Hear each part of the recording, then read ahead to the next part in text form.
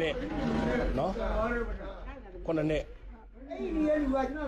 အခုဒီကရက်ကွက်ကလူတွေကလည်းဒါနေကိုဝိုင်းပြီးတော့ဆုံးဖြတ်ပေးတာပေါ့နော်လွန်ခဲ့တဲ့ရက်ပိုင်းကကလေးငယ်ကိုလမ်းလယ်မှာရိုက်နေတဲ့ဗီဒီယိုတစ်ခုပေါ်ထွက်လာပါတယ်အခုလိုလုပ်တဲ့သူကတော့ကလေးရဲ့အမေအရင်ကိုယ်တိုင်ပါပဲကလေးငယ်ကိုခြေထောက်ကနေဆွဲမြေကြီးပေါ်ပစ်ချတဲ့အပြင်လမ်းတောက်ရှလောက်ကလေးကိုခြေထောက်ကဆွဲပြီးခေါ်သွားတဲ့မြင်ကွင်းဟာကြည့်ရှုသူအဖို့စိတ်နှလုံးကိုပူလောင်တောက်တဖြစ်စေခဲ့ကြပါတယ်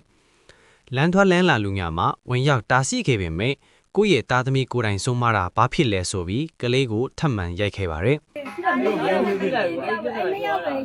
တိုင်းပေါက်တာဒီမတိချတယ်ကျွန်တော်အချိန်ပြင်းနေကျွန်တော်ရှိတယ်နောက်တိချတယ်ကျွန်တော်ရှိမှာအဲ့ဒါကျွန်တော်ဒေါကန်ပြီးမလုံးနဲ့လို့ပြောအဲ့ကျွန်တော်တော့ပြန်ပြောတယ်ခလေးမမဲမဲပြီးရတယ်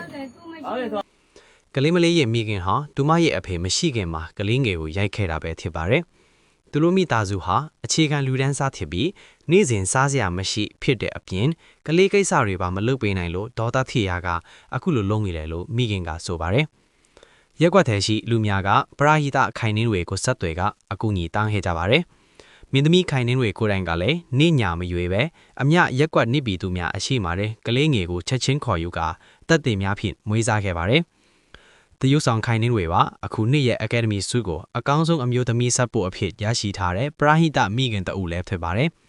သူမဟာကိုယ်တိုင်လည်းစိတ်ချမ်းသာလူချမ်းသာအောင်နေထိုင်တယ်လို့သူမရဲ့ဂေဟကကလေးတွေကိုလည်းစိတ်ချမ်းသာအောင်ပြုစုဆောင်ရှောက်ထားတဲ့မင်းသမီးချောတအုပ်ဖြစ်ပါတယ်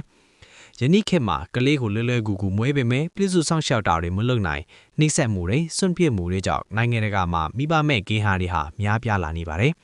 ကိုရင်ဘော်ကအရာတွေကိုကြိုက်ပေမဲ့မိမိဟာတာဝန်မယူတတ်တဲ့တူဖြစ်ပါကခိုင်နှင်းဝေစီမရအောင်လို့သားဆက်ချာနီမာကိုလေ့လာကြဖို့တခါတည်းတိုက်တွန်းလိုက်ပါတယ်